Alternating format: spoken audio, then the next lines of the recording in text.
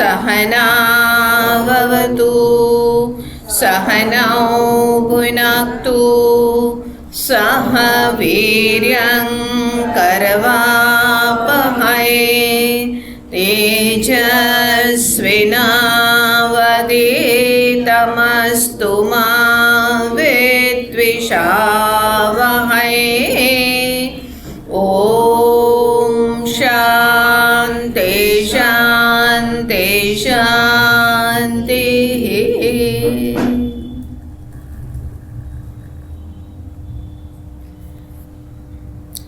30મા શ્લોકથી પાઠ કરીએ. ગાંડીવં સ્રંસતે હસ્તાદ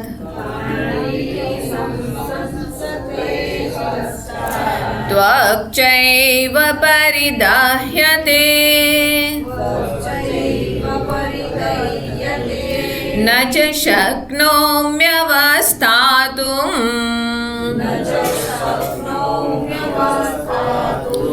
भ्रमतीव च मे मनः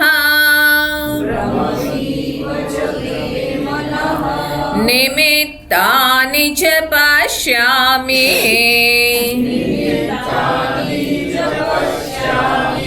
विपरीतानि केशव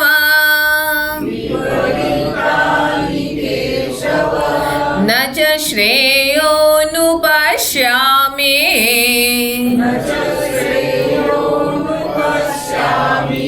हत्वा स्वजनमाहवे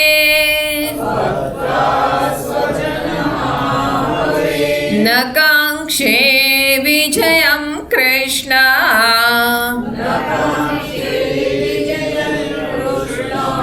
न च राज्यं सुखानि च किं नो राज्येन गोविन्द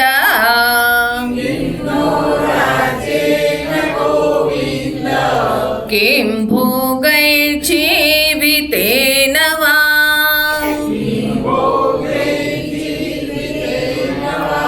येषामर्थे काङ्क्षितं नो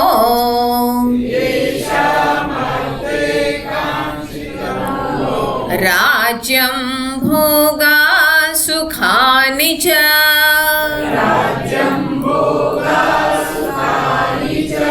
त इमेव स्थिता युक्ते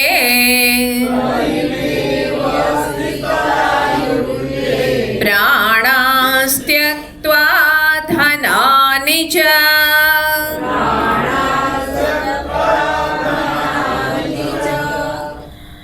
તો અહીંયા અર્જુન આ પૂરી પરિસ્થિતિને જોવે છે. ભગવાનને કહે છે કે બંને સેનાની વચ્ચે મારો રથ લઈ જઈને ઊભો રાખો. અને એ રીતે જ્યારે ભગવાને એ રીતે એની આજ્ઞાનું પાલન, કારણ કે આદેશ અત્યારે એ ભગવાન નથી, અત્યારે એ એમના સારથી છે અને એ સારથી રૂપે એમણે એની આજ્ઞાનું આદેશનું પાલન કર્યું. અર્જુન અહીંયા આગળ જોઈ રહ્યો છે કોની સાથે મારે યુદ્ધ લડવાનું છે. તો હવે અહીંયા આગળ કહે છે કે આ તો બધા મારા સ્વજનો છે. કેવા ધીમે ધીમે એના મનની અંદર પરિવર્તન થઈ રહ્યું છે. કોણ આવ્યું હતું અહીંયા આગળ? એક યોદ્ધા. કયો યોદ્ધા? જે ધર્મનો પ્રતિનિધિ છે. અહીંયા એના આવવાનું પ્રયોજન શું હતું? ધર્મની સ્થાપના કરવી એનું મૂળ પ્રયોજન હતું. અને એના માટે જેની અંદર ઉત્સાહ હતો, પ્રેરણા હતી. અને અહીંયા આગળ આવીને શું જોવે છે? સ્વજન. આ પહેલા અધ્યાયમાં અનેકો જગ્યાએ અર્જુનના મોઢે સ્વજન શબ્દ નીકળ્યો છે કે આ પોતાના સ્વજનોને મારીને આપણને ક્યાં સુખ મળશે. આ બધા સામે છે તે આપણા સ્વજનો ઊભેલા છે. તો સ્વજન અર્થાત કે આપણા પોતાના લોકો. આ જ અહીંયા આગળ માયા. મેં અરુ મોર તોર તે માયા. હું અને મારું. મારું શું છે તો કે આ હુંનું જ એક્સટેન્શન છે. આપણું જ્યારે અહમ એટલો સ્ટ્રોંગ હોય છે ત્યારે આ મારાપણાના પ્રત્યે આપણા અંદર અત્યધિક લગાવ હોય છે. આ અર્જુનની અંદર અત્યારે આ હું છે એ એટલો ડોમિનેટ કરી રહ્યો છે, સંકુચિત હું, અને એને કારણે એની અંદર આ મારાપણું એટલું ઉભરી આવ્યું છે. જો સદૈવ પોતાના લોકોના પ્રત્યે આપણી અંદર એક પોતાપણું હોવું જોઈએ, સંવેદના હોવી જોઈએ. બલકે આપણે અહીંયા આગળ જ્યાં સુધી પોતાના પરિવાર, જે ભગવાનની ઈચ્છાથી આપણા લોકો છે, આ ઘર પરિવાર, જે માતા પિતા, પતિ પત્ની, સંતાન, જે પણ લોકો છે એ પ્રભુ ઈચ્છાથી આપણને પ્રાપ્ત થયા છે. અને જો એના પ્રત્યે આપણી અંદર જો પોતાપણું નહીં હોય, એક સ્વજનની ભાવના નહીં હોય, એક સંવેદના નહીં હોય, તો પછી અહીંયા આગળ આપણે આ વસુધૈવ કુટુંબકમ એની તો આપણે કલ્પના પણ ના કરી શકીએ. ઘણા વર્ષો પહેલાં એક માતાજી જે પૂર્વાશ્રમની પરિચિત હતી, તે આવીને કહે કે બેટા તે આ ઘર કેમ છોડ્યું, પરિવારને કેમ છોડી દીધો? મેં કીધું કે મેં તો નથી છોડ્યો પરિવાર. તો કે ના, પણ તું પરિવારને છોડીને આશ્રમમાં ગઈ ને આ રીતે. મેં કીધું કે જો, મેં મારા પરિવારને નથી છોડ્યું, મેં મારા પરિવારને વ્યાપક બનાવ્યું છે. પહેલાં આટલું સંકુચિત પરિવાર હતો, હવે મારો પરિવાર મોટો થઈ ગયો. તો શરૂઆતમાં આ છે તે આપણે પરિવારનો આ રીતે વિસ્તાર, એને વ્યાપક કરતા હોઈએ છીએ, અને એની અંતર્ગત જ આ વસુધૈવ કુટુંબકમની ભાવના હોય છે.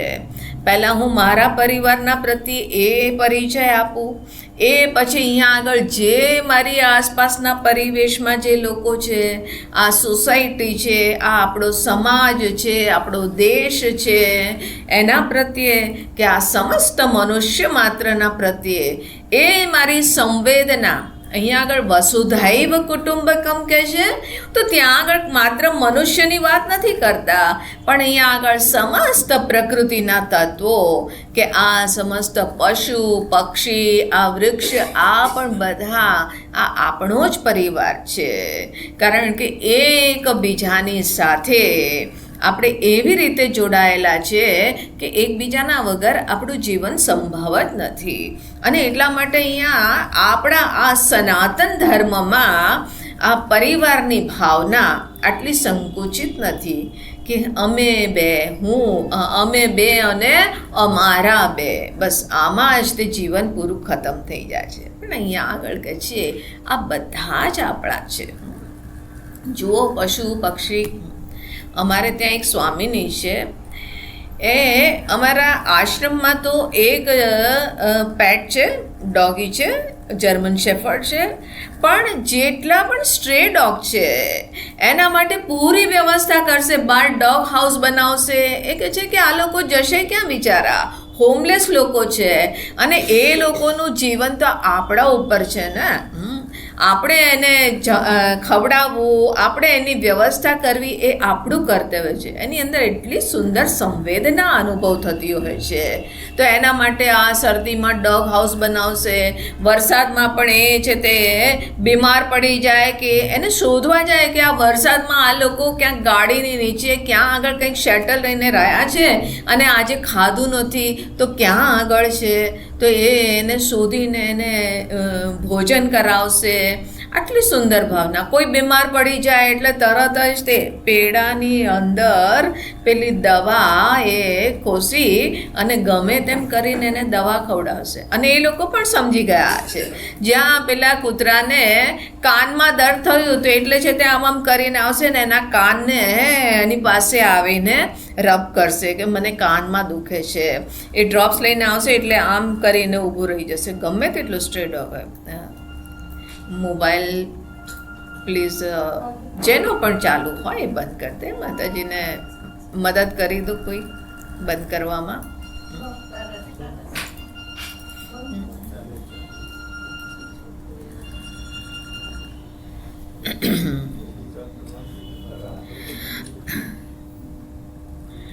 તો આ રીતની એવી સુંદર ભાવના એ કે આ બધો આપણો પરિવાર છે.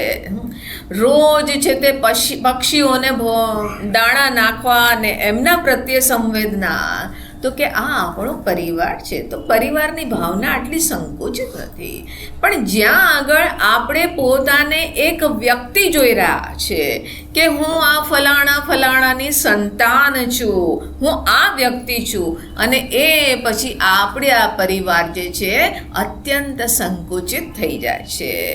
અને એ પરિવાર જે મારો છે, હવે એના પ્રત્યે જ આપણી બધી ભાવના ત્યાં સુધી જ રિઝર્વ રહે છે. એની આગળ તો કે આ તો પરાયા છે, આ મારા નથી. તો આ રીતે અહીંયા આગળ અર્જુનની અંદર આ જે પોતાના સ્વજનો કહી અને એ જોઈ રહ્યો છે કે કોણ છે આ લોકો, આ બધા મારા લોકો છે, અમે એક જ કુલના લોકો છીએ. જો આજ સુધી અર્જુને અનેકો યુદ્ધ લડ્યો છે અને એ યુદ્ધમાં કેટલા લોકોને વીરગતિને પ્રાપ્ત કરાવી દીધા હશે, કેટલા લોકો અહીંયા આગળ મૃત્યુને ઘાટ ઉતાર્યા હશે, પણ અર્જુનના મનમાં ક્યારેય એવી સંવેદના નથી આવી. આજે અચાનક સંવેદના આવી ગઈ, કારણ કે એની જે કમજોરી હતી. ભીષ્મ દ્રોણ પ્રમુખતઃ, રથ ક્યાં ગઈ જેને ઊભો રાખ્યો? ભીષ્મ પિતામહ દ્રોણાચાર્યજીની સામે. હવે એને એમ થાય છે કે આ લોકોની સામે યુદ્ધ કરું, તો અર્જુનની અંદર હવે આ બધા જ ડિપ્રેશનના લક્ષણો જણાવા લાગ્યા. અંતતઃ અર્જુન કહે છે ન ચ શક્નોમિ અવસ્થાતુમ ભ્રમતી વચ મે મનઃ.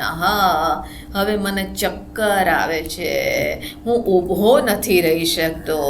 નિમિત્તાની ચ પશ્યામિ વિપરીતાની કેશવ. મને અહીંયા આગળ અપશકુન જણાઈ રહ્યા છે, વિપરીત અહીંયા આગળ અનેકો નિમિત્ત પ્રતીત થઈ રહ્યા છે. આ બધા અપશકુન બતાવે છે કે યુદ્ધ કરવું એ કલ્યાણકારી નથી. આપણે કંઈક ખોટો નિર્ણય કર્યો છે એવું મને લાગે છે. ન ચ શ્રેયોનું પશ્યામિ હત્વા સ્વજનમાહવે. હવે આ યુદ્ધના મેદાનમાં આપણા સ્વજનોને મારી અને ન શ્રેયોનું પશ્યામિ, મને કોઈ જ કલ્યાણ નથી જણાતું. કોણ છે સ્વજન? તો કે અધર્મના પક્ષધર જે છે. અત્યારે સ્વજન અને પરજનની પરિભાષા શું હોવી જોઈએ?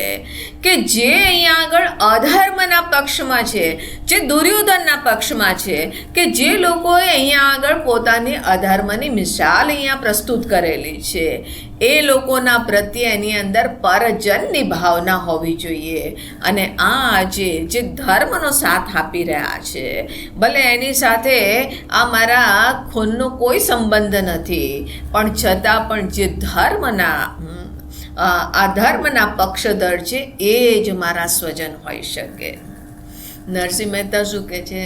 સાધુને સંતો છે મારા સગાને સંબંધી, કે આ મારા સગાને સંબંધી છે.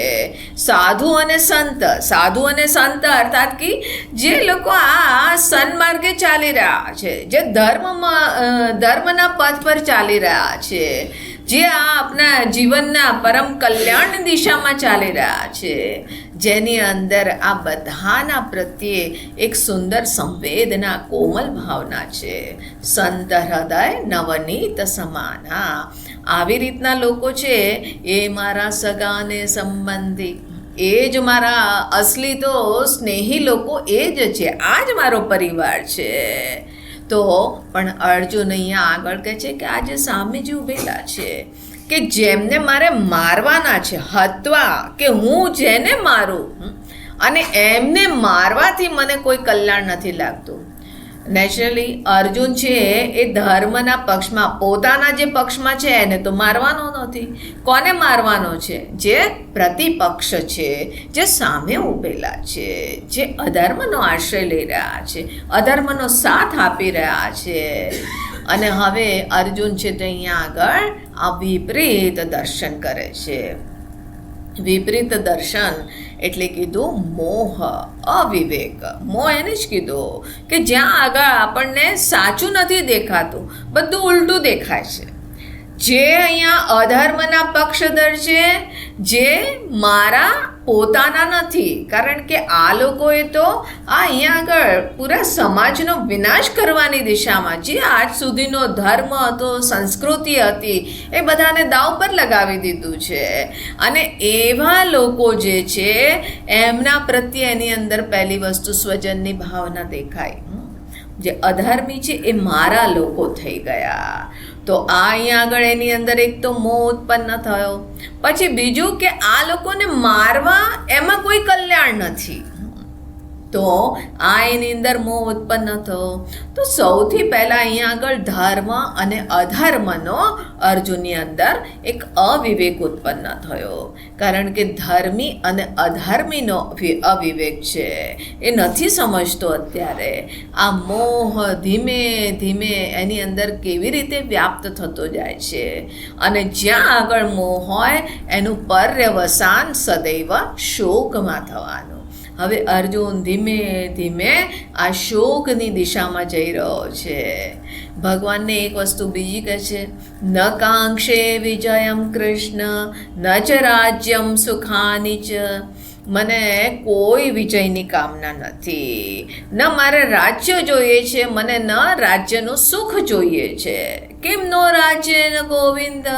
હે ગોવિંદ, આ રાજ્ય મને પ્રાપ્ત થઈ જાય એનાથી શું ફાયદો? કિમ ભોગૈર જીવિતે નવા. આ છે તે આવા ભોગમય જીવનથી શું ફાયદો? હવે આપણે જોયું હતું કે દુર્યોધને શું કીધું કે આ જે બધા સામે ઊભેલા છે, આ મારી સેનામાં ઊભેલા છે, એ કોણ છે? મદર્થે ત્યક્ત જીવિતા. હા, આ બધા મારા માટે પોતાના પ્રાણ ત્યાગીને ઊભેલા છે, પ્રાણનો મોહ ત્યાગીને ઊભેલા છે. એમને હવે જીવનના પ્રત્યે મોહ નથી, કારણ કે એ લોકો મારા માટે લડી રહ્યા છે. તો આ બધા જે લડી રહ્યા છે એમનું આ કેન્દ્ર કોણ છે? હું છું. ત્યાં આગળ દુર્યોધનની અંદર જે હુંની પ્રધાનતા હતી, હવે અર્જુનની અંદર એ વિપરીત રૂપે અહીંયા આગળ હુંની પ્રધાનતા દેખાઈ રહી છે. હવે જ્યારે ઘરમાં માતાજી જે છે, જે રોજ બધાને પ્રેમથી ભોજન જમાડતી હોય, હવે એક દિવસ કે આજે હું ભોજન નહીં બનાવું. બોલે કેમ નહીં બનાવ? બોલે આજે મારે એકાદશી છે, મારે નથી જમવાનું, એટલે હું કોઈના માટે નહીં બનાવું. હવે મારે જોઈતું હતું, મારે ખાવું છે તો હું બનાવું, અને મારે નથી ખાવું એટલે હું નહીં બનાવું. આને પણ સ્વાર્થ કીધો કે ના કીધો? કે મારે જોઈતું હોય તો હું કરું, અને મારે નથી જોઈતું એટલે હું ના કરું. અર્જુન અહીંયા આગળ એ જ કહી રહ્યો છે કે મને નથી જોઈતું. જો એનું યુદ્ધના મેદાનમાં આવવાનું પ્રયોજન પૂરું જ બદલાઈ ગયું. અર્જુન અહીંયા વિચારે છે કે હું તો અહીંયા આવ્યો છું કે મારા સુખ માટે. હું તો આવ્યો છું અહીંયા આગળ કે મારે રાજ્ય જોઈએ છે, મારે આ ભોગ જોઈએ છે, મારે આ સામ્રાજ્ય કરવું છે. આ અર્જુન અત્યારે એ રીતે જોઈ રહ્યો છે, પણ આવ્યો છે શેના માટે? એની અંદર એ વસ્તુ નિશ્ચય હતી કે એક સમય જ્યારે આ 14 વર્ષનો વનવાસ પૂરો થયો પછી આ અધર્મનો હું નાશ કરીશ. આ નિશ્ચયથી આવેલો અર્જુન. પણ હવે અહીંયા આગળ વિચારે છે કે હું તો અહીંયા મારા સુખ માટે આવ્યો છું, મને રાજ્ય જોઈએ છે એટલા માટે આવ્યો છું. અને એટલા માટે ભગવાનને કહે છે કે મારે રાજ્ય નથી જોઈતું ભગવાન, મને કોઈ વિજયની ઈચ્છા નથી, મને કોઈ રાજ્ય સુખ ભોગ આ તે કોઈની ઈચ્છા નથી, કે આ બધાને પ્રાપ્ત કરીને શું ફાયદો. હવે એને પોતાનું જીવન આ મિનિંગલેસ લાગે છે, નિરર્થક છે, મારા જીવનનું હવે કોઈ પ્રયોજન નથી. અહીંયા આગળ તો જીવવું પણ દુશ્વાર છે. આ લોકોને મારી અને જીવિત રહેવું, આવા જીવનથી શું ફાયદો? યેષામ અર્થે કાંક્ષિતમનો રાજ્યમ ભોગા સુખાની ચ. હવે શું વિચારે છે કે આ ભીષ્મ પિતામહ, આ દ્રોણાચાર્યજી, એ લોકોના માટે હું લડી રહ્યો છું કે આ યુદ્ધને જીતીશ અને એમને હું છે તે આ રાજ્ય પ્રદાન કરીશ, હું એમને જ આ અહીંયા આગળ સુખ પ્રદાન કરીશ, ભોગ પ્રદાન કરીશ, સુખ આપીશ. તો કહે છે કે જેમના માટે હું લડી રહ્યો છું તો ઈમે વસ્થિતા યુદ્ધે પ્રાણાંસ ત્યક્ત્વા ધનાની ચ, એ પોતાના પ્રાણ ધન આ બધું જ અહીંયા આગળ ત્યાગીને બધું દાવ પર લગાવીને ઊભેલા છે. અર્જુનની કેટલી વિપરીત સોચ જણાઈ રહી છે. જે સાચાને ખોટું જોવે છે, ખોટાને સાચું જોવે છે. જે અહીંયા આગળ હજુ સુધી એક વિવેકી આ બુદ્ધિની પ્રધાનતાથી જોતો હતો, પોતાનો વિવેક અહીંયા આગળ હાવી હતો, પણ હવે છે તે વિવેક ગૌણ થઈ ગયો. હવે મનની ભાવનાઓએ માથું ઉપાડ્યું. આપણે અહીંયા આગળ જ્યારે પણ વ્યવહારમાં કોઈ પણ નિર્ણય કરતા હોઈએ તો સદૈવ બુદ્ધિને ઉપર રાખવી જોઈએ અને મન એને અધીન હોવું જોઈએ. કારણ કે મન જે છે એ સંસ્કારોને વશીભૂત જીવતું હોય છે. મનની અંદર બહુ સમજ નથી, મન સંસ્કારોથી જ ચાલતું હોય. મન છે એ આંધળું છે અને બુદ્ધિ છે એ લંગડી છે. એટલા માટે બંનેનો તાલમેલ હોવો જોઈએ, ત્યારે જ અહીંયા આગળ જીવનનો રથ જે છે એ સાચી દિશામાં જઈ શકે, એ કલ્યાણની દિશામાં જઈ શકે. આપણા મનની અંદર આજે જે કંઈ સંસ્કાર પડેલા છે, જે કંઈ આપણે આજે કરી રહ્યા છે કે મને આ ગમે છે, આ નથી ગમતું, મારી આ ઈચ્છા છે, મારી આ ઈચ્છા નથી, આ બધી ઈચ્છા, આ બધા મનની અંદર જે કંઈ સારા ખોટાના નિર્ણય થયેલા છે એ ક્યારેક ને ક્યારેક આપણી બુદ્ધિએ જ એની અંદર આ એક પ્રોગ્રામિંગ કરેલી છે. હવે જ્યારે કોઈ શરાબી વ્યક્તિ છે એને પૂછો કે ભાઈ તે પહેલી વખત જ્યારે પહેલો ઘૂંટ લીધો ત્યારથી તને મીઠી મીઠી લાગતી હતી, ત્યારથી તને આનંદ આવતો હતો? તો કહેશે કે ના, પહેલો ઘૂંટ તો બહુ જ કડવો હતો. એ પહેલો ઘૂંટ કડવો હતો અને છતાં પણ એક વાઈફ હતી તો એમના હસબન્ડને રોજ કે કંટાળી ગઈ હતી કે યાર તું રોજ આટલું બધું પીવે છે, મુસીબત કરે છે, તું પીવાનું છોડ. તો એક દિવસે આવીને કે ચલ હવે આજે તું મારી વાત માન તો હું પીવાનું ચોક્કસ છોડી દઈશ. તો કે સારું, શું માનવાની છે? તો કે આજે તું પણ મારી સાથે બોટલ ખોલીએ અને આપણે બંને સાથે બેસીને પીએ. આજ તું પણ મારી જોડે પી. હવે એણે વિચાર્યું કે ચલો એનાથી પણ આ છોડી દેતો હોય તો સારું. તો એણે કીધું સારું. હવે પહેલો ઘૂંટ લીધો અને કે છી આ તો કેટલી કડવી છે. તો કે હવે સમજાયું ને, તને એમ લાગે છે કે હું મોજ મસ્તી માણવા માટે પીવું છું, કેટલા કડવા ઘૂંટ પીવું છું. હવે તો મને પીવા દે, હવે તો તું ખુશ છે ને કે હું કડવા ઘૂંટ જ પી રહ્યો છું. એક આવ્યો અને પૂરો બરબાદ થઈ ગયેલો. તો એણે શરાબની બોટલ ઉઠાવી અને એને ફેંકી. બોલે કે મેં તુમ્હારી વજહ સે બરબાદ હો ગયા. પછી બીજી ઉપાડી, બીજી ફેંકી. બીજી ફેંકતા કહે છે કે તુમ્हारी वजह से मेरी पत्नी मुझे छोड़ के चली गई. ત્રીજી ઉઠાવી, એને ફેંકી. तुम्हारी वजह से मेरे बच्चे लोग भी मुझसे द्वेष करने लगे. चौथी उपाड़ी, नौकरी चली गई तुम्हारी वजह से. पांचवी उपाड़ी, तुम्हारी वजह से घर बार सब बिक गया. छठी उपाड़ी અને કે तुमने क्या गुनाह किया. કારણ કે એ ભરેલી હતી, જે ખાલી થઈ એ જ અહીંયા આગળ પ્રોબ્લેમ થયો હતો ને.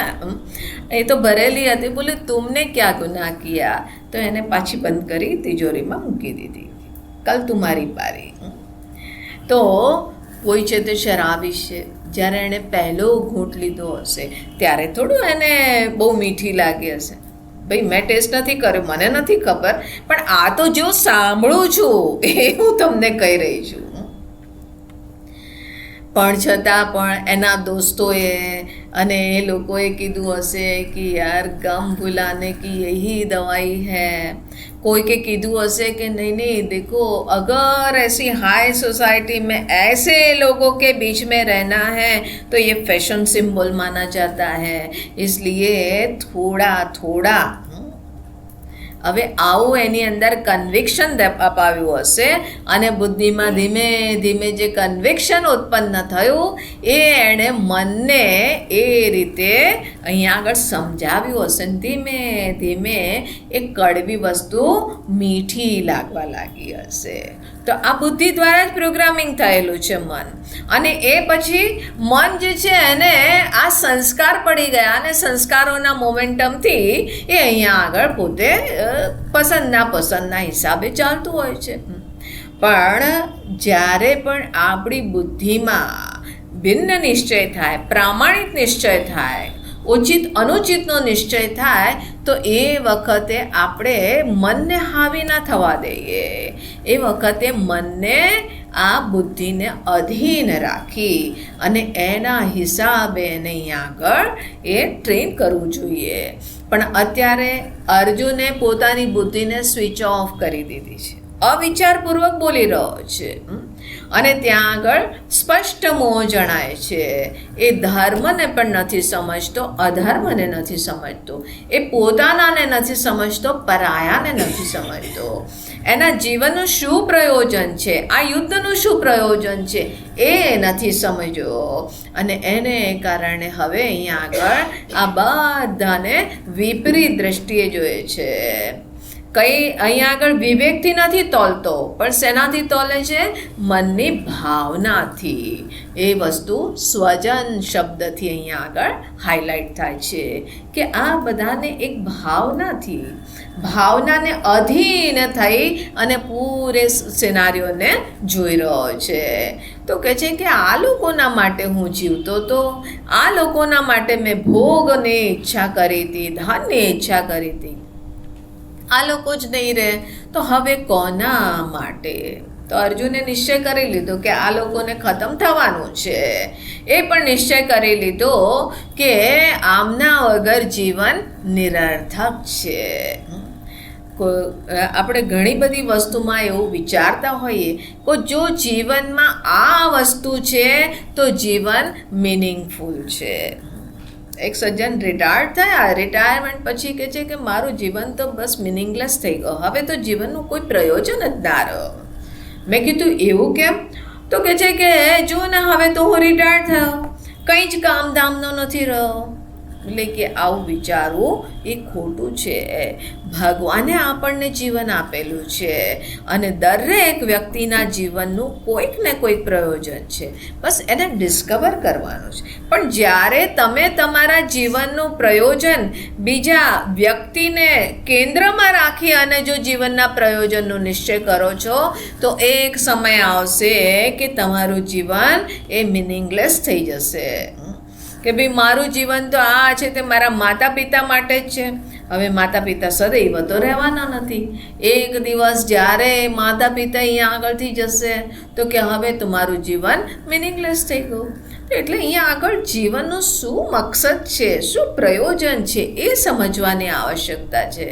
અને ગીતા આપણને આ વસ્તુ બતાવે છે કે શેના માટે જીવવાનું છે. ધર્મ શું છે? ધર્મ કોઈ વ્યક્તિને કેન્દ્રમાં રાખીને નથી હોતો.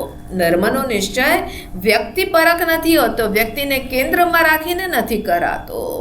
ધર્મોનો નિશ્ચય જીવનના એ પરમ લક્ષ્યને ધ્યાનમાં રાખીને કરવાનો હોય છે.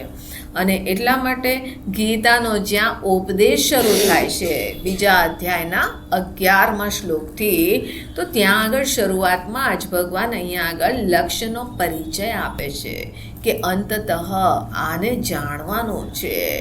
એ જાણવાનું છે કે જે તારું તત્વ છે કે જેનું હોવું અજો નિત્ય શાશ્વતોયમ પુરાણો ન હન્યતે હન્યમાને શરીરે. આવું જે અજન્મા, નિત્ય, શાશ્વત આ જે તારું તત્વ છે એને જાણવું એ જીવનનું લક્ષ્ય છે. અને એ લક્ષ્યને ધ્યાનમાં રાખી અને હવે તારે અહીંયા આગળ યાત્રા આરંભ કરવાની છે. તો એ લક્ષ્યને જાણવા માટે નિત્ય અનિત્યનો વિવેક હોય છે, એ પણ બુદ્ધિમાં જ થતો હોય છે. પણ એ નિત્ય અનિત્યનો વિવેક કોણ કરી શકે? કે જેણે ધર્મ અધર્મનો વિવેક કરી અને ધર્મને અધીન જીવન જેણે જીવતા શીખ્યું છે.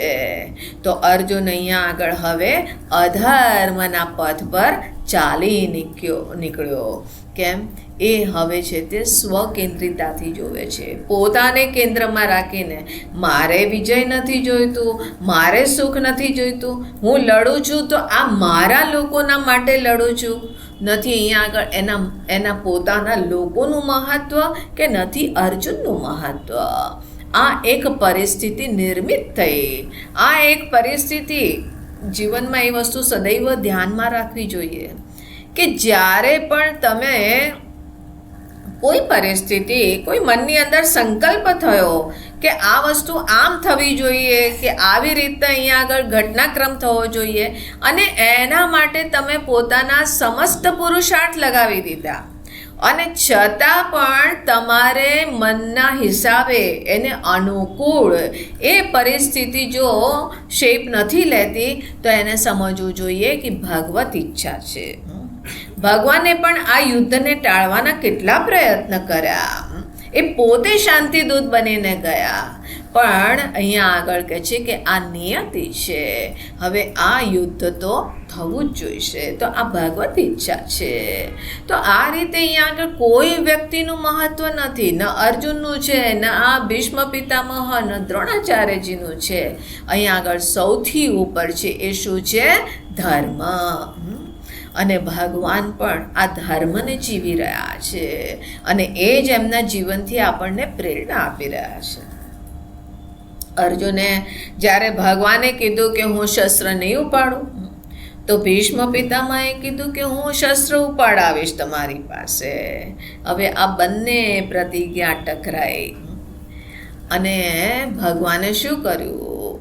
ભગવાને કીધું કે મારો ભક્ત ખુશ છે, प्रबल प्रेम के पाले पड़ के प्रभु को नियम बदलते देखा.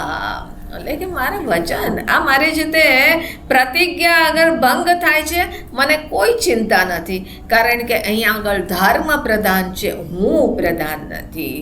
લોકો એમ કહેશે ને કે આ જે તે આટલી એક પ્રતિજ્ઞાનું પાલન ના કરી શકે, એમના કરતાં તો ભીષ્મ પિતામહ દ્રઢ પ્રતિ હતા, એમણે પ્રતિજ્ઞા આ જીવન એનો નિર્વાહ કર્યો. પણ ભગવાન કહે છે કે મારા માટે મારી પ્રતિજ્ઞા મહત્ત્વપૂર્ણ નથી, કારણ કે હું મહત્ત્વપૂર્ણ નથી. મારો અહીંયા અવતાર લેવાનું પ્રયોજન બહુ સ્પષ્ટ છે.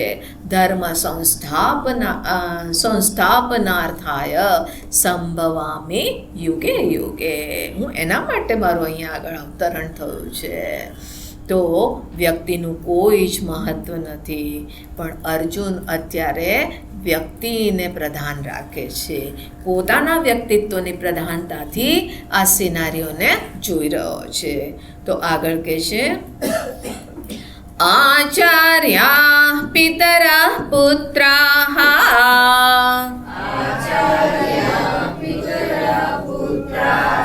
તથૈવ ચ પિતામહા मातुला श्वशुराः पौत्राः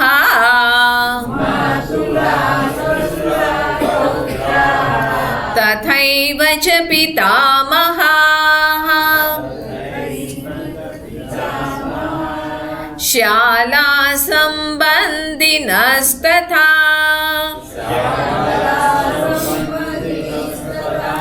एतान् हन्तुमिच्छामि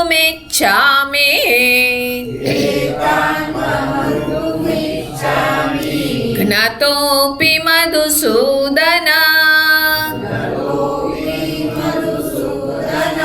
अपि त्रैलोक्यराज्यस्य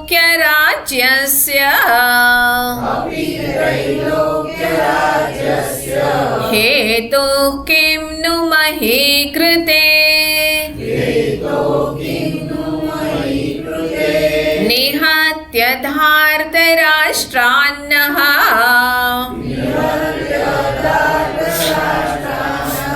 का प्रीति स्याच्च नार्दन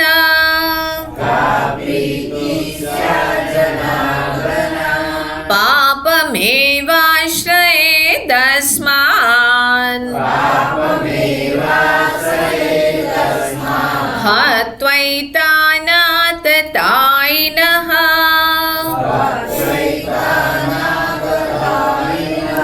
तस्मान्नार्हा वयं हन्तुम्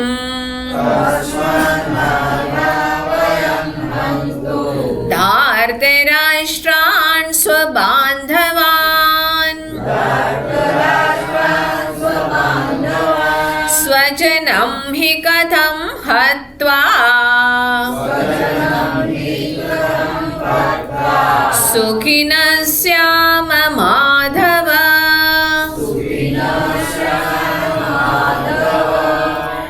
તો અર્જુન અહીંયા આગળ ગણાવે છે કે આપણે અહીંયા આગળ કોની સાથે યુદ્ધ લડવાનું છે, કોણ કોણ સામે ઊભેલા છે, તો કે આચાર્યા પિતરઃ પુત્રાઃ, પિતા પિતામહ, મામા, ચાચા, શ્વસુર, પૌત્ર, સાલા, સંબંધી, જેટલા પણ સગા સંબંધીઓ છે એ જ બધા અહીંયા આગળ ઊભેલા છે. અને એતા ન હંતુમ ઈચ્છામિ, આ લોકોને હું મારવા નથી માગતો. ઘ્નતોપી મધુસૂદન, ભલે હું માર્યો છું પણ હું એ લોકોને મારવા નથી માગતો. અપી ત્રૈલોક્ય રાજ્યસ્ય હેતો કિમનો મહી કૃતે, અગર મને પૂરી પૃથ્વીનું રાજ્ય મળી જાય, પૂરા ત્રણે લોકનું રાજ્ય મળી જાય તો એનાથી શું ફાયદો? તો પછી આ તો પૃથ્વીનું રાજ્ય, આ તો બહુ નાની વસ્તુ છે. અર્થાત કે મને હવે આ કોઈ પણ પ્રકારના રાજ્યનો, સુખનો આનો મોહ નથી, આનો કોઈ લોભ નથી. નેહાત્ય ધાર્તરાષ્ટ્રાન્ન કા પ્રીતિ સ્યાત જનાર્દન, આ છે ધૃતરાષ્ટ્રના પુત્રો કૌરવોને મારીને કા પ્રીતિ, અરે આપણને એમાં શું પ્રસન્નતા થશે, આપણને શું સુખ થવાનું છે? પાપમેવ આશ્રયેત અસ્માન હત્વા એતાન આતતાયિનઃ. આ અર્જુન છે ને એ ભાષા બોલે છે કે જે જ્યારે અહીંયા આગળ પેલું એક કાંડ થયું હતું ને દિલ્હીની પાસે ક્યાંક, કોણ પેલું બલાત્કાર થયેલો, નિર્ભયા કાંડ, હા, તો એ વખતે અનેકો હ્યુમન એક્ટિવિસ્ટ આવ્યા અને કહે છે કે આને ફાંસી ના આપવી જોઈએ, આને સુધારવાનો મોકો આપવો જોઈએ. કેમ? બોલે કે એને પણ ઘર પરિવાર છે, એની માં છે, એ બધાની ભાવનાને ધ્યાનમાં રાખવી જોઈએ. કસાબને ફાંસી આપવાની હતી તો પણ એના ઘણા બધા હિતૈષી લોકો આવીને કે નહીં, આ એને છે તે માફી આપવી જોઈએ. આ જ ભાષા અર્જુન બોલે છે કે જે આતતાયિનઃ, આપણા શાસ્ત્ર કહે છે કે જે આતતાયી મતલબ કે આતંકવાદી, જેનો અહીંયા આગળ સમાજમાં અત્યંત આતંક છે. આતતાયી કહે છે કે જેણે આ 5 પ્રકારમાંથી કોઈ પણ એક દુષ્કૃત્ય કર્યું હોય. એમાં કહે છે કે કોઈને જીવિત સળગાવે, કોઈને અહીંયા આગળ ઝેર આપવાનું, કોઈની જમીન હડપી લેવાની, કોઈ મહિલા અબળાને જોઈ અને એને બલાત્કાર કરવો, કોઈ નિહત્થાની ઉપર પાછળથી એના ઉપર હથિયાર ઉગામવું, એને મારવું. તો આવી રીતના જેણે પણ દુષ્કર્મ કર્યા હોય એ અહીંયા આગળ દંડને પાત્ર છે. એને જોયા પછી કોઈ ન્યાયની અપેક્ષા ના કરો, એ વખતે એને ખતમ કરવું એ તમારું કર્તવ્ય છે, એક ક્ષત્રિયનું એ કર્તવ્ય છે. આ આપણા શાસ્ત્ર કહી રહ્યા છે. પણ અહીંયા આગળ આ હ્યુમન એક્ટિવિસ્ટની એમ અર્જુન કહે છે કે આ આતંકવાદી છે પણ એને મારવાથી આપણને પાપ લાગશે, મતલબ કે આપણે ખોટું કરી રહ્યા છે, એટલા માટે આપણે એને ના મારવું જોઈએ. આપણે જોઈ રહ્યા છે ને કે કેટલું ઊંધું દર્શન કરી રહ્યું છે કે ગાડી જે છે પટરી પરથી પૂરી અહીંયા આગળ ખસી ગઈ છે. ટ્રેક પરથી એ અહીંયા આગળ એ ઉતરી ગઈ છે અને હવે એ પતનની દિશામાં જઈ રહી છે. ટોટલ વિપરીત દર્શન. સાચાને ખોટું જોવે છે, ધર્મને અધર્મ જોવે છે, અધર્મીઓને પુણ્યાત્મા જોવે છે, પુણ્યને પાપ જોવે છે, પાપને પુણ્ય જોઈ રહ્યો છે. કે છે કે આ લોકોને આપણે ના મારવા જોઈએ. કોના માટે લડીએ છીએ આપણે? એ લોકોના માટે તો લડી રહ્યા છીએ, એ લોકોના સુખ માટે તો લડી રહ્યા છે. તસ્માત ન અર્હા વયમ હંતુમ ધાર્તરાષ્ટ્રાન સ્વબાંધવાન. આ ધૃતરાષ્ટ્રના પુત્રો આપણા જ બંધુ છે, આપણા પોતાના લોકો છે અને એમને મારવું એ કોઈ દ્રષ્ટિએ ઉચિત નથી. સ્વજનમ હિ કથમ હત્વા સુખેન શ્યામ માધવ.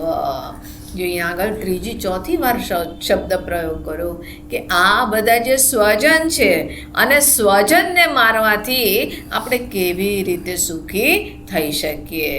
અને એટલા માટે મારો નિશ્ચય એ છે કે આપણે યુદ્ધ ના કરવું જોઈએ. એ લોકો તો આંધળા છે, એ લોકોને તો નથી દેખાતું કે આ શું કરી રહ્યા છે, એ ખોટા માર્ગે જઈ રહ્યા છે. પણ આપણે તો સમજદાર છીએ ને, આપણે તો સમજવું જોઈએ. આપણે તો અહીંયા આગળ પુણ્યનો આશ્રય લેવો જોઈએ. તો એટલા માટે અહીંયા આગળ કહે છે કે આ લોકો તો જોતા નથી. તો આગળના શ્લોક વાંચીએ. યદ્યપ્યેતે ન પશ્યન્તિ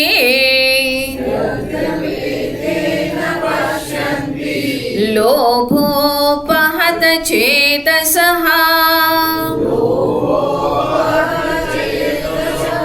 कुलक्षयकृतं दोषं मित्रद्रोहे च पातकम् कथं न ज्ञेयमस्माभिः.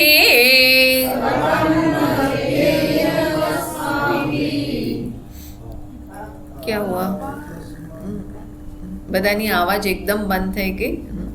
कथं न ज्ञेयमस्माभिः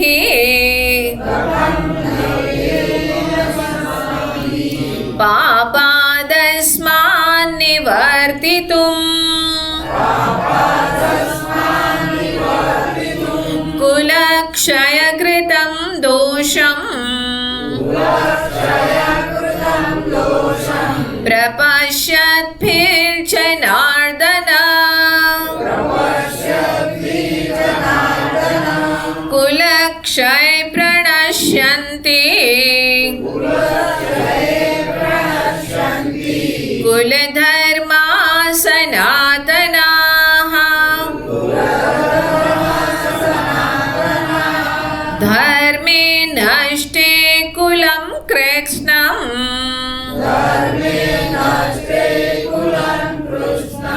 अधर्मो विभवत्युत अधर्मा विभवात् कृष्ण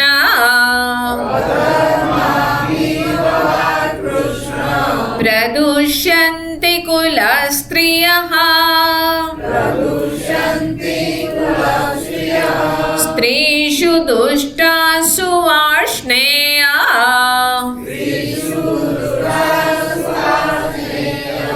जायते वर्णसङ्करः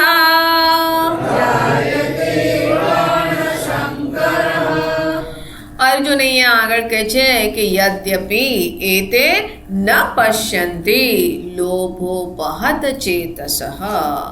આ લોકો લોભ અહીંયા આગળ જે લાલચને કારણે આ રાજ્ય ભોગ ભોગવવાની એમની અંદર એટલી તીવ્ર લાલસા છે જેને કારણે ન પશ્યંતી, એ લોકો તો નથી જોઈ શકતા કે અહીંયા આગળ કેટલો ભયંકર વિનાશ થવાનો છે. કુલક્ષય કૃતમ દોષમ, આ યુદ્ધમાં સમસ્ત કુલનો નાશ થઈ જશે, કુલનો ક્ષય થઈ જશે. મિત્ર દ્રોહે ચ પાતકમ, આ મિત્રોની સાથે દ્રોહ થઈ રહ્યો છે, પોતાના લોકોની સાથે એક દ્રોહ કરી રહ્યા છે, રિવોલ્ટ કરી રહ્યા છે. આમાં જે પાપ છે એ લોકો તો નથી જોઈ શકતા. કથમ ન જ્ઞેયમ અસ્માભિઃ, પણ આપણે તો સમજવું જોઈએ ને. આપણે તો એમના કરતાં બુદ્ધિમાન છીએ, આપણે તો સમજદાર છીએ, તો આપણે તો સમજવું જોઈએ. અને એટલા માટે પાપાદ અસ્માન નિવર્તિતું, આપણે પણ પાપ ના કરીએ અને એ લોકોને પણ પાપ કર્મથી બચાવીએ. તો એટલા માટે આપણે સમજીએ અને આ છે તે જે કુલના ક્ષયનો દોષ છે આ બધાને જોતા આ યુદ્ધને વિરામ આપવું જોઈએ. હવે અર્જુન અહીંયા આગળ કુલના ક્ષયની વાત કરે છે. દુર્યોધનને એની કોઈ પરવા નથી, કૌરવોને એની કોઈ પરવા નથી. ભીષ્મ પિતામહ અને દ્રોણાચાર્યજી એ જાણે છે કે આ અહીંયા આગળ આ યુદ્ધ અધર્મ જે છે, દુર્યોધનનો પક્ષ એ ખોટો છે અને એટલા માટે એમણે આશીર્વાદ આપેલા છે. એમને વિજયી ભાવના એમને આશીર્વાદ આપે છે. એ લોકો જાણે છે કે આમનો પક્ષ સાચો છે, પણ છતાં પણ અર્જુનને અહીંયા આગળ કોઈ વિશ્વાસ નથી થતો. આ અર્જુનની વિપરીત દ્રષ્ટિનું અહીંયા આગળ સૂચક છે. તો આ અર્જુન હવે ધીમે ધીમે કેટલો અહીંયા આગળ ગીરતો જાય છે. એને પોતાને કલ્પના નથી કે હું કેટલું વિપરીત અહીંયા દર્શન કરી રહ્યો છું, વિપરીત વિચારી રહ્યો છું. એ કહે છે કે આ કુલના ક્ષયનો દોષ સદૈવ ધર્મના માટે કુલ હોય છે, કુલના માટે ધર્મ નથી હોતો. જે અહીંયા આગળ પ્રત્યેક કુલનો કોઈ ને કોઈ ધર્મ હોય છે. અને કુલ હવે દરેક વ્યક્તિનો તમારે પરિવારના જુઓ તો કોઈને કોઈ ગોત્ર હોય છે અને એ ગોત્ર કોઈ ને કોઈ ઋષિના નામે હોય છે. કોઈનું કશ્યપ ગોત્ર છે, ભારદ્વાજ છે, આવી રીતે અનેકો ગોત્ર હોય છે. તો આ ગોત્ર અર્થાત કે ઋષિ મુનિઓએ જે આપણા અહીંયા આગળ આદિમાં ઋષિ રહ્યા અને એ લોકોએ જે અહીંયા આગળ એક સંસ્કૃતિની સ્થાપના કરી, એક પરંપરા બનાવી કે જેને કારણે આ સમાજમાં આ પૂરી પૃથ્વી પર ધર્મ સસ્ટેન કરે અને એટલા માટે એમણે આ બધી વ્યવસ્થા બનાવેલી. આ રીતે અહીંયા આગળ એક કુળનું નિર્માણ થતું હોય છે અને એ કુલનો કોઈ ને કોઈ ધર્મ હોય. કહેતો હોય ને અમારો આ કુલ ધર્મ છે, અમારા આ કુલ દેવતા છે, એના માટે આ રીતનું હોય, તે રીતનું હોય. તો ત્યાં આગળ એ નથી કે આ કુલના માટે ધર્મ છે, પણ જે અહીંયા આગળ પરમ ધર્મ છે એ ધર્મના માટે આ કુલની પૂરી વ્યવસ્થા હોય છે. તો કુલનું પ્રયોજન ધર્મ માટે છે, ધર્મનું પ્રયોજન કુલને અહીંયા આગળ બનાવી રાખવા માટે નથી. પણ અર્જુન અહીંયા આગળ વિચારે છે કુલક્ષય કૃતમ દોષમ. હવે અહીંયા આ અર્જુનની જે આપણે મનોસ્થિતિ જોઈ રહ્યા છે, ધીમે ધીમે શોકની દિશામાં જઈ રહ્યો છે. જ્યારે આપણે અર્જુનને શું જોઈએ છે, આ પાંચે પાંડવ એ અહીંયા આગળ ધર્મનું પ્રતિનિધિત્વ કરી રહ્યા છે. અર્જુન જે છે એ બહુ જ સંવેદનશીલ છે, ધર્મ પ્રધાન, ધર્મનિષ્ઠ આ સુધી એનું જીવન રહેલું છે. આ અહીંયા આગળ એ બતાવે છે કે ધર્મનું તમે જીવનમાં પાલન કરો, એ ધર્મથી તમારું જીવન એક સુખી, વ્યવસ્થિત, સંપન્ન, સમૃદ્ધ, એક શાંતિપૂર્ણ હોઈ શકે. એક અહીંયા આગળ એકબીજાના પ્રત્યે એક સુંદર સંબંધનો વિકાસ થઈ શકે, શાંતિપૂર્ણ જીવન હોઈ શકે. જ્યાં આગળ અધર્મ હોય ત્યાં આગળ આ બધું સુખ, વ્યવસ્થા, સંપન્નતા આ બધું જ હોઈ શકે. પણ જે અહીંયા આગળ મનની અંદર એક સુખ, એક શાંતિ જે છે એ નથી હોતી. આ રામાયણની અંદર ગોસ્વામીજી જ્યાં આગળ લંકાનું વર્ણન કરે છે, તો લંકામાં કહે છે કે એટલા અદ્ભુત ભોગ છે, સોનાની લંકા છે, જગા જગા પર અનેકો ફુવારાઓ છે ને અનેકો ભોગના સાધનો ઉપલબ્ધ છે. તો બહુ જ ત્યાં આગળ સુંદર વ્યવસ્થા છે, પણ એનાથી એ સ્વર્ગ નથી થતું, એનાથી સુખ નથી થતું. એને છતાં પણ આપણે લંકાને આપણે એક આદર્શ રાજ્ય નથી માનતા. કેમ? કારણ કે સ્વર્ગ કોને કીધું? સ્વર્ગ અને નરકમાં પણ એક્સ્ટ્રીમ ભોગ હોઈ શકે, એક્સ્ટ્રીમ સુખ સુવિધા હોઈ શકે, પણ સ્વર્ગ જે છે એ એવા લોકોથી નિર્માણ થયેલું છે કે જ્યાં આગળ બધા એકબીજાના પ્રત્યે સંવેદનશીલ છે, સુંદર ભાવનાથી યુક્ત છે, એક ઉદાત્ત દૃષ્ટિકોણ છે. અને નરક એ છે કે જ્યાં આગળ બધી વ્યવસ્થા હોવા છતાં પણ વ્યક્તિ પોતાના સ્વાર્થ માટે જીવે છે, સ્વકેન્દ્રિતા સંકુચિતાથી જીવે છે. અને ધર્મ જે છે તો ધર્મમાં આ સંકુચિતાથી મુક્ત થઈ અને જીવવાનો આ એક અહીંયા આગળ પ્રસ્તાવના છે. તો આ ધર્મના માર્ગે ચાલી રહ્યો છે અર્જુન. આજ સુધી એણે ધર્મનું ઉલ્લંઘન નથી કર્યું, ધર્મનિષ્ઠ. ધર્મના માટે અર્જુનને એક આદર્શ રૂપે લોકો જુએ છે, અસ્ત્ર શસ્ત્ર વિદ્યાના અલાવા પણ. આ રીતનું એનું અહીંયા આગળ પરિચય છે. પણ એ ધર્મનિષ્ઠ હોવા છતાં પણ આજે અર્જુનના મનની અંદર એક શોક ઉત્પન્ન થયો.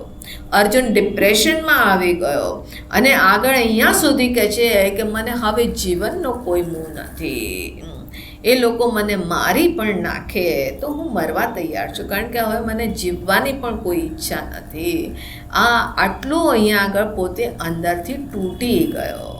એ શું બતાવે છે કે ખાલી ધર્મના પાલનથી તમે એમ વિચારો કે તમારું જીવન છે તે સદૈવ સુખી સંપન્ન ને એવી જ રીતે રહેશે, તો એ આવશ્યક નથી.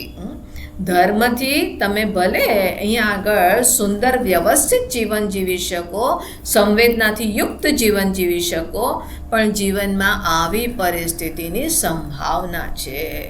જીવનમાં શોક અને મોહ, જે આ સંસારનો જે સંતાપ છે, એ તો માત્ર ધર્મનું જે લક્ષ્ય છે. એટલા માટે 4 પુરુષાર્થમાં ધર્મ, અર્થ, કામ, તો ખાલી ધર્મને નથી રાખ્યું, અર્થ અને કામની પૂર્તિ માટે ધર્મ છે કે જેનાથી તમે આ અર્થ અને કામ બંનેનો સારી રીતે ભોગ કરી શકો અને સાથે સાથે એક સંવેદનાયુક્ત, સુખી અને બીજાના માટે પણ તમે સહાયક થઈ શકો. પણ એ ધર્મનું લક્ષ્ય શું છે? અંતતઃ ચોથો અહીંયા પુરુષાર્થ બતાવ્યો, મોક્ષ. કે જ્યાં સુધી કે છે ને, જ્યાં લગી આત્મા તત્વ ચિન્યો નહીં ત્યાં લગી સાધના સર્વ જૂટી. તમે ભલે ધર્મના માર્ગે ચાલી રહ્યા છો, પણ જ્યાં સુધી પોતાની બાબતમાં નથી જાણ્યું, આ મોક્ષનું જ્ઞાન જ્યાં સુધી પ્રાપ્ત નથી કર્યું, ત્યાં સુધી તમારો ધર્મ અધૂરો છે. હજી યાત્રા ચાલુ છે. હજી પણ અહીંયા આગળ આ ગાડી પટરી પરથી ફિસલવાની સંભાવના છે. અને એટલા માટે લક્ષ્ય ધ્યાનમાં સદૈવ રાખો. અર્જુન અહીંયા આગળ જે કુલક્ષયની વાત કરી રહ્યો છે, હવે એ ધીમે ધીમે ધર્મથી ચલિત થવા લાગ્યો. કેમ? કારણ કે એની અંદર ધર્મનું પ્રયોજન નથી ખબર, એને ધર્મનું જે લક્ષ્ય છે એનું હજી અહીંયા આગળ પૂરું જ્ઞાન નથી. અને આપણે જોઈએ કે ગીતા જે છે આ માનો કે ધર્મની ઉપર થીસિસ છે. એક મહાત્માએ આના ઉપર વિચાર કરી અને કીધું કે જો ગીતાનો પહેલો શબ્દ શું છે? ધર્મ. ધર્મ ક્ષેત્રે કુરુક્ષેત્રે સમવેતા યુયુત્સવ. અને અંતિમ શું છે? તો કે છે જ્યાં સંજય બોલે છે, યત્ર યોગેશ્વર કૃષ્ણ યત્ર પાર્થો ધનુર્ધર તત્ર શ્રીર વિજયો ભૂતિર ધ્રુવા નીતિર મતિર મમ. તો કે અંતિમ અક્ષર છે, અંતિમ શબ્દ છે મમ અને પહેલો શબ્દ છે ધર્મ. તો ગીતાનો વિષય મમ ધર્મ, મારો ધર્મ શું છે? અર્જુનનો પ્રશ્ન પણ આગળ બીજા અધ્યાયમાં કે જ્યાં એ શરણાગતિ સ્વીકારે છે તો ત્યાં આગળ પોતાની સમસ્યાને રાખતા કહે છે ધર્મ સમૂઢ ચેતા. મને ખબર નથી ભગવાન કે ધર્મ શું છે, મારી અંદર ધર્મની બાબતમાં મોહ છે, અવિવેક છે, અને એટલે મને તમે શિક્ષિત કરો.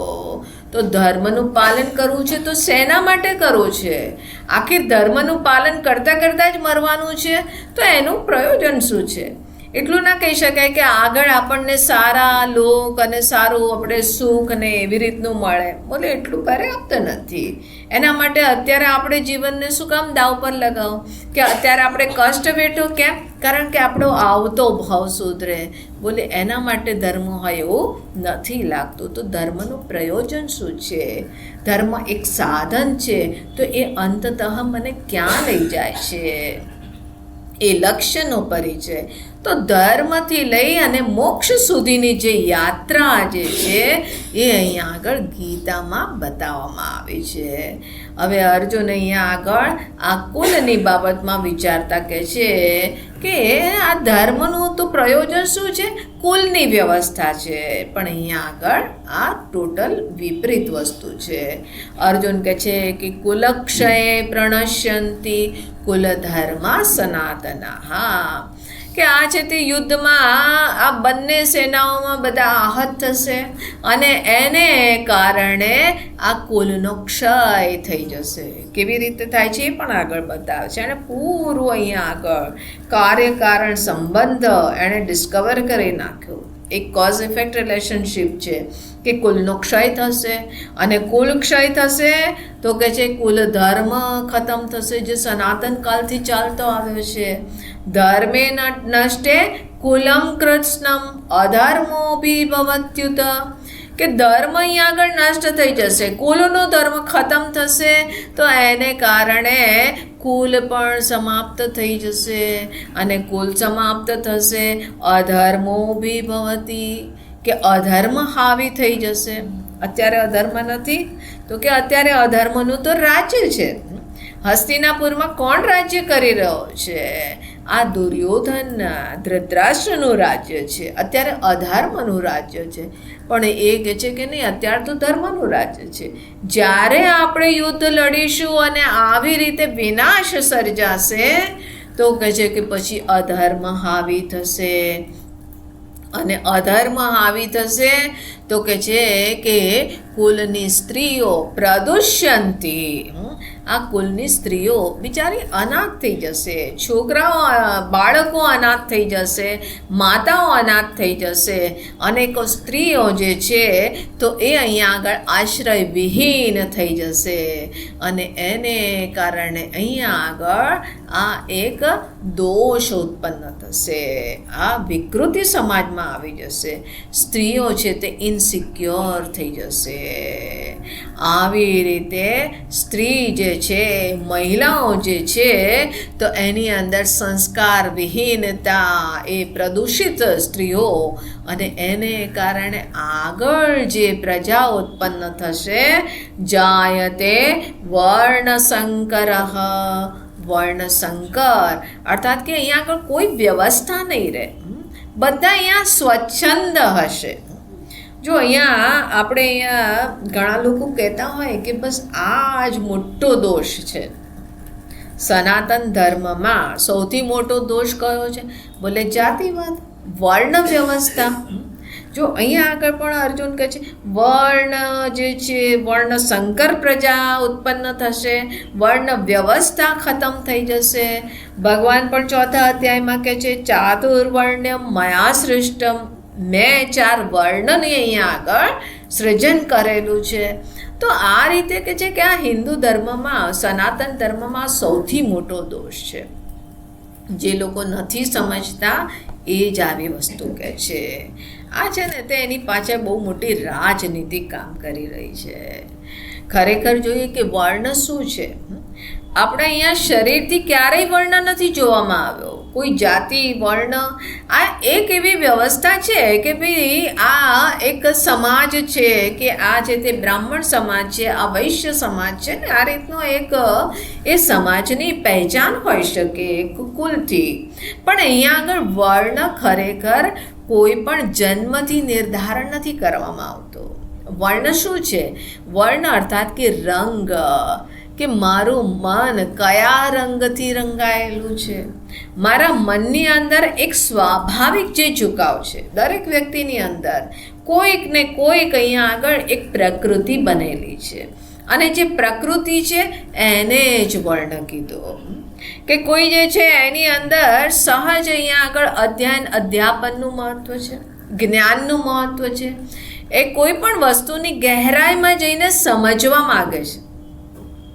એની પાછળ એ નથી કે આ સમજવાથી પછી મને શું ફાયદો થશે. હવે જ્યારે પેલું ઝાડ ઉપરથી સફરજન નીચે પડ્યું, તો એ વખતે જો આપણે કોઈ હોઈએ, મને ઘણી વખત જ્યારે સ્કૂલ કોલેજમાં ભણતા હતા અને આ જ્યારે ન્યૂટનનું ગ્રેવિટેશનલ ફોર્સ ને આ બધું ભણવામાં આવતું હતું, ત્યારે હું વિચારતી હતી કે આ ન્યૂટન બેવકૂફ હતો.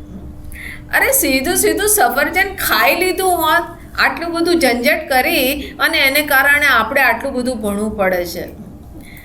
જો મારા હાથમાં સફરજન આવ્યું હોય તો પહેલાં હું ખાઉં, પછી વિચારવાનું છે એ બધું.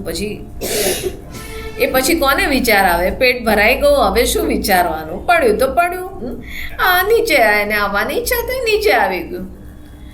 પણ ન્યૂટને એની અંદર ખાવાની ભોગની પ્રેરણા ના થઈ. એ જ્યારે એના હાથમાં સફરજન આવ્યું કે ઉપરથી નીચે પડ્યું, તો એ વિચારે છે કે આ સફરજન નીચે કેમ પડ્યું, ઉપર કેમ ના ગયું. અને એ વિચારતા એની અંદર એવું કોઈ મનની અંદર પ્રયોજન નહીં હોય કે જો આનું મને રહસ્ય ખબર પડશે તો આગળ છે તે આવી રીતે ટેકનોલોજી ડેવલપ કરી અને એનાથી પછી આ ફાયદો થશે. એ જે બ્રાહ્મણ હોય, જે એની અંદર જ્ઞાનની પ્રધાનતા છે, એ માત્ર તથ્યને સમજવા માગે છે, તો ત્યાં આગળ કોઈ પણ આવું પ્રયોજન, એની ભવિષ્યની કોઈ કલ્પના ના હોય, કોઈ ભોગ પ્રદાન યા લાભની વૃત્તિ ના હોય.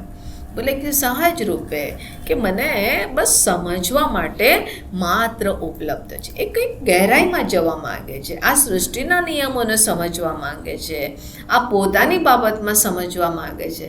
અને જે સમજવામાં એને આનંદ આવે છે અને એ જ વસ્તુ બીજાના પ્રત્યે શેર કરવામાં આનંદ આવે છે. એ શેર કરવામાં આનંદ આવે છે એટલે એવું નહીં કે બધા વોટ્સએપ ગુરુ થઈને બેસે. આજકાલ તો જેને જો બધા વોટ્સએપ ગુરુ થઈને બેઠેલા છે. અને ઘણી વખત તો એ આલમ હોય છે કે અહીંયા આગળથી મેસેજ આવ્યો અને અહીંયા આગળ ફોરવર્ડ કરી દીધો. ભાઈ તે વાંચ્યો આ મેસેજ? ના, મેં નથી વાંચ્યો, ફલાણે મોકલ્યો તો મને લાગ્યું બરાબર હશે ને, એ સાચો જ હશે એટલે મેં તમને મોકલી આપો. અરે પોંગા પંડિત, જરા જુઓ તો ખરા, સાચું છે નથી, કોઈ ગાળો આપેલી હોય તો એ બધું મને નથી ખબર. ફલાણી વ્યક્તિએ મોકલ્યું છે ને એટલે બરાબર જ હશે. આટલું એ વોટ્સએપ ગુરુ બનવાની તત્પરતા, જાણવાની પ્રધાનતા નથી.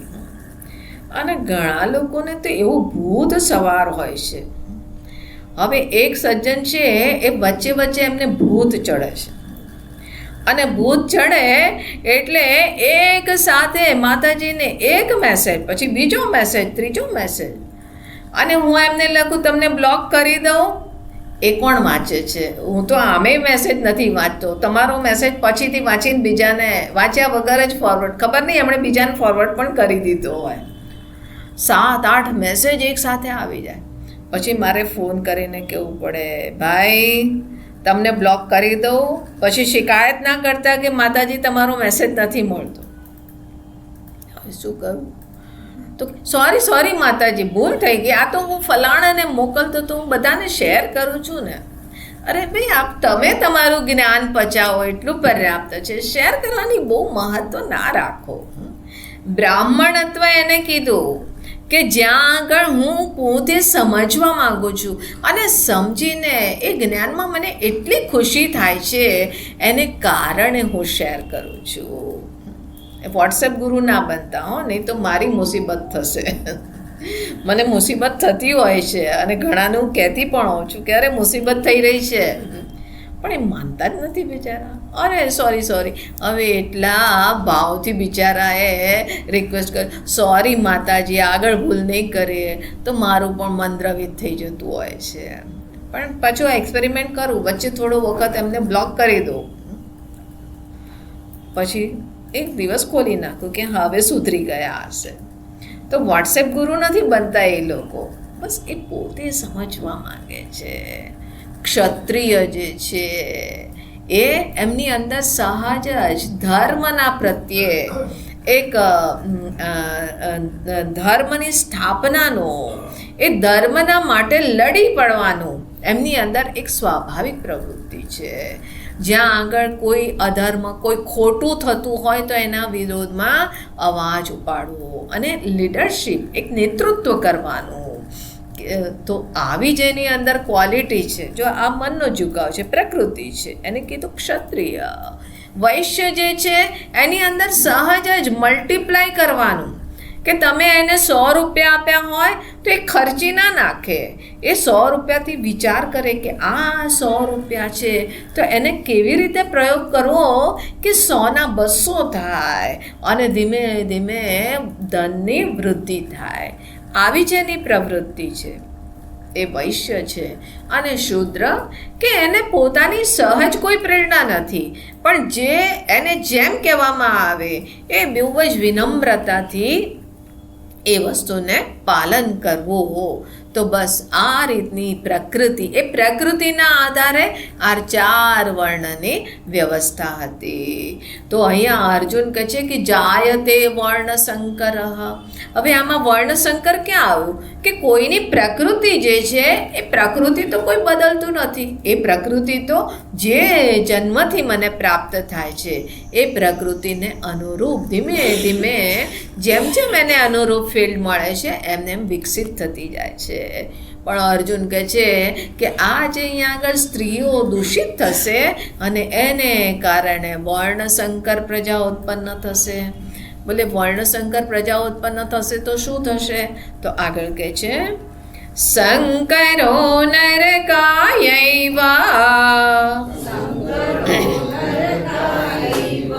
કુલઘ્નાનાં કુલસ્ય ચ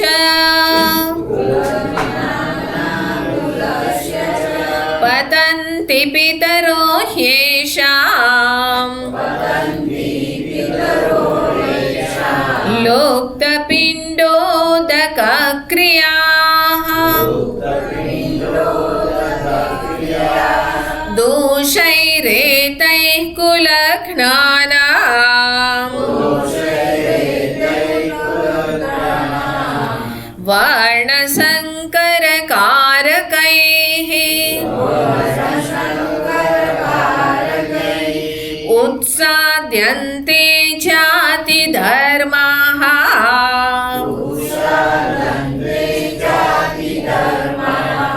કુલધર્માશ્ચ શાશ્વતાઃ ઉત્સન્નકુલધર્માણાં મનુષ્યાણાં જનાર્દન નરકે નિયતં વાસો ભવતીત્યનુશુશ્રુમા અહો બત મહત પાપમ કર્તુમ વ્યવસિતા વયમ યત્રાજ્ય સુખલોભેન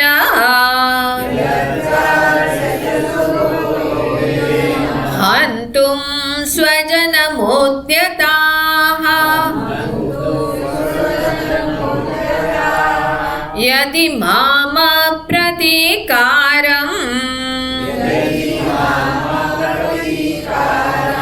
અશસ્ત્રમ શસ્ત્રપાણયઃ ધાર્તરાષ્ટ્રારણે હાન્યુઃ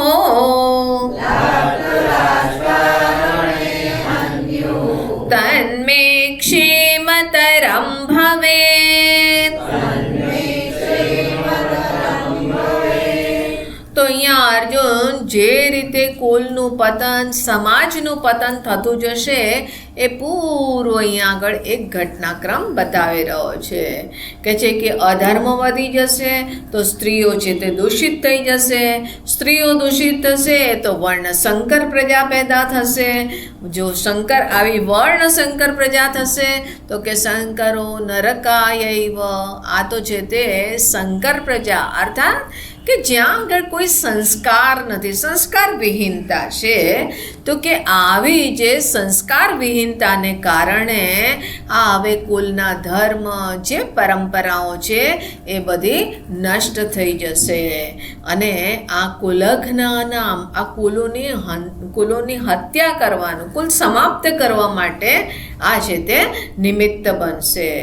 કે આવી જે પ્રજા છે તો એને પોતાના અહીંયા આગળ પરંપરાના પ્રત્યે ન કોઈ સ્વાભિમાન છે, ન કોઈ આદર છે. તો જે અહીંયા આગળ પરંપરા કે આ શ્રાદ્ધ કર્મ છે, પિંડદાન આદિ છે, આ બધું ધીમે ધીમે લુપ્ત થઈ જશે. હવે આપણે શ્રાદ્ધ ઇત્યાદિ કર્મ કરતા હોય છે તો એની પાછળ શું છે કે આપણે પોતાના પૂર્વજોના પ્રત્યે એક શ્રદ્ધાંજલિ પ્રસ્તુત કરીએ છીએ કે જેમની કૃપાથી આજે આપણું આટલું સુંદર વ્યવસ્થિત જીવન છે, જેમની કૃપાથી આપણે સુસંસ્કૃત રૂપે જીવી રહ્યા છે, આ સુંદર જ્ઞાનની ધરોહર પ્રાપ્ત છે. તો એમના પ્રત્યે એક ગ્રેટિટ્યૂડનું એક્સપ્રેશન છે. અને એટલા માટે આ બધી અહીંયા આગળ વ્યવસ્થાઓ હોય છે. પણ અહીંયા આગળ કહે છે કે આ જે પિંડદાન અને એ બધાને કારણે જ મારા પિતૃઓ છે તે સુખીને સંતુષ્ટ થશે. તો કહે છે કે આ છે તે બધી ક્રિયા, પિંડદાન આદિ ક્રિયા છે તે લુપ્ત થઈ જશે. અને એને કારણે પતંતિ પિતરઃ, પિતૃઓનું પતન થઈ જશે. દોષૈરે તે કુલજ્ઞાનામ વર્ણ સંકરકારકૈ. આ કુલનો નાશ કરવાવાળા આ વર્ણ સંકર પ્રજાના આ દોષને કારણે આ જાતિ ધર્મ, આ કુલ ધર્મ, આ બધું પણ સમાપ્ત થઈ જશે.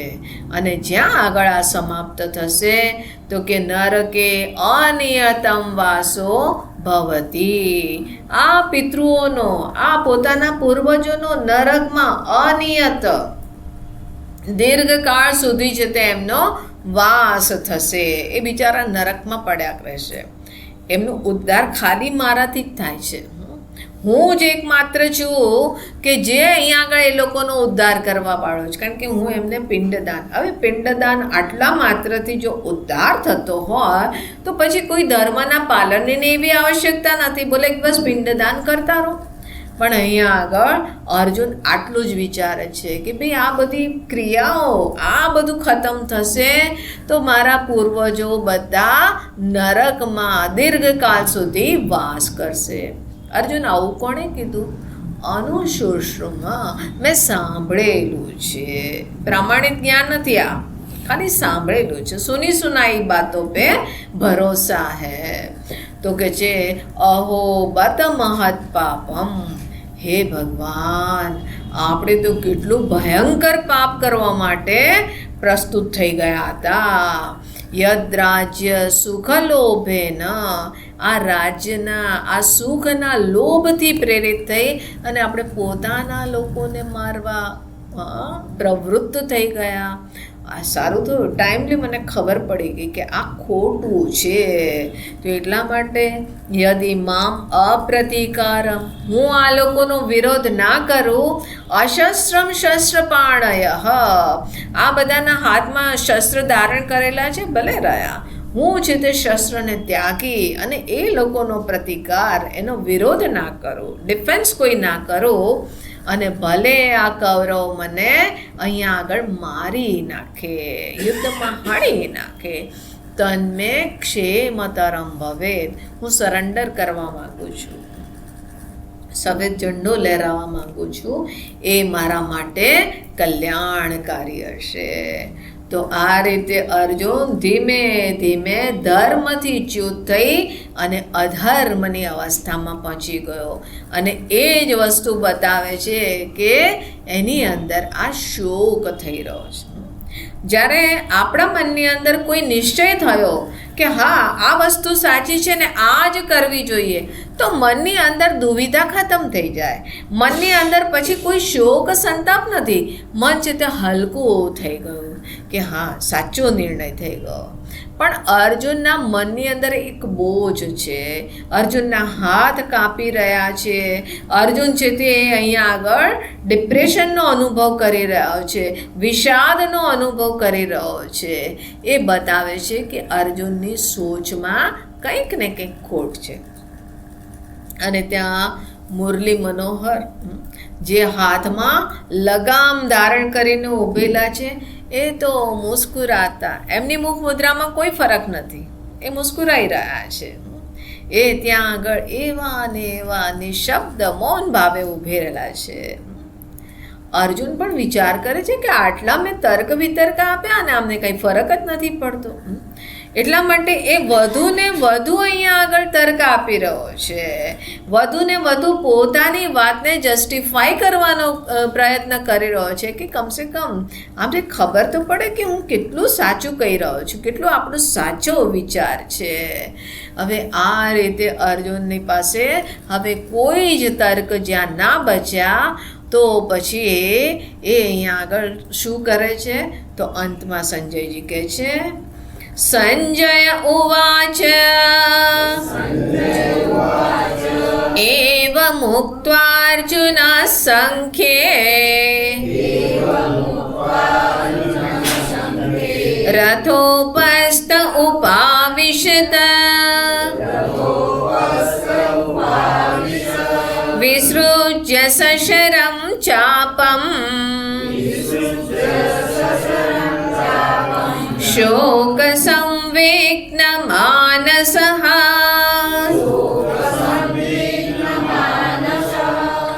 તો સંજયજી કહે છે કે એવ મુક્ત્વા અર્જુન, આ રીતે બોલીને કે આ લોકોને નહીં મારવું, એમાં જ આપણું કલ્યાણ છે, હું મરવા માટે ઉપલબ્ધ છું, મરવા માટે તૈયાર છું, આ રીતે બોલીને સંખ્યે યુદ્ધના મેદાનમાં જ રથોપસ્થ, રથની પાછળના ભાગમાં જ્યાં આગળ ઉભેલો ત્યાં આગળ ઉપાવિશત, ત્યાં બેસી ગયો. વિસૃજ્ય સશરમ ચાપમ, આ ધનુષને, એના તીર બાણ તુણીર આ બધું ઉતારીને, જેટલા અસ્ત્ર શસ્ત્ર એણે ધારણ કરેલા એ બધા ઉતારી અને ત્યાં આગળ શોક સંવિઘ્ન માનસ, અત્યંત શોકાકુલ થઈ અને ત્યાં આગળ બેસી ગયો. તો આ રીતે અર્જુનના મનની અંદર શોક અત્યંત વ્યાપ્ત થઈ ગયો. હવે એ કોઈ જ નિર્ણય પોતાના તરફથી લેવાની સ્થિતિમાં નથી. શોકની આ પરાકાષ્ઠા છે કે હવે છે તે જીવન નિરર્થક લાગે છે, હવે અહીંયા આગળ જીવન બોજારૂપ લાગે છે અને એટલા માટે આ જીવનથી, આ દુનિયાથી ક્વિટ કરવાની પણ ઈચ્છા થાય છે. તો આ રીતે અહીંયા આગળ અર્જુનના મનમાં એક જે અનિર્ણયની સ્થિતિ છે, સાચા અને ખોટાનો અવિવેક છે, એ અને અહીંયા આગળ શોકની ગર્ત સુધી લઈ આવ્યા. આ રીતે સંજય અહીંયા આગળ આ અર્જુનની સ્થિતિનો બાબતમાં ઉપસંહાર કરી અને આ પહેલા અધ્યાયનો સમાપ્તિ થાય છે. બીજા અધ્યાયના પ્રારંભમાં સંજય ફરીથી અર્જુનના આ સ્થિતિ બતાવે છે અને ત્યાં આગળ પછી ભગવાન કેવી રીતે અર્જુનને ઝકઝોરે છે કે આ તું ખોટું કરી રહ્યો છે, આ તારા મનની દુર્બળતા છે. ફરીથી અર્જુન વાચાલ થઈ અને પોતાની મૂળ સમસ્યાને રાખે છે કે અહીંયા આગળ મારા મનમાં મૂળ પ્રોબ્લેમ શું છે. આ છે તે પિતામહ ઇત્યાદિના પ્રત્યે મારું મમત્વ, એમના પ્રત્યે મોહ છે. અને એ પછી ત્યાંથી છે તે ગીતાના ઉપદેશની ભૂમિકા બને છે. તો આ રીતે અહીંયા આગળ ગીતા જયંતીની પૂર્વ સંધ્યા પર આ ગીતાના પહેલા અધ્યાયનું જે આપણે ગીતાનો શ્રી ગણેશ કર્યો છે. હવે આગળના સત્રોમાં ક્રમથી આપણે એક પછી એક ગીતાને અધ્યાયને પ્રત્યેક અધ્યાયના ઉપર વિચાર કરીશું. અને સંકલ્પ તો એવો છે કે પૂરા 18 અધ્યાય થાય. હવે ખબર નહીં કોનું જીવન કેટલું ચાલે છે, કોણ સાંભળવા માટે ઉપલબ્ધ છે અને હું પણ શ્રવણ કરાવવા માટે ઉપલબ્ધ છું કે નહીં. ભગવાનની જે ઈચ્છા છે, આપણો સંકલ્પ છે. હવે આગળ ભગવાનને પ્રાર્થના કરીએ કે આપણા આ સંકલ્પને સત્ય કરે. તો આ સાથે આપણે આ અધ્યાયનું સમાપન કરીએ છીએ, યજ્ઞનું સમાપન. ઓમ પૂર્ણમદઃ પૂર્ણમિદં પૂર્ણાત પૂર્ણમુદચ્યતે પૂર્ણસ્ય પૂર્ણમાદાય પૂર્ણમેવાવશિષ્યતે.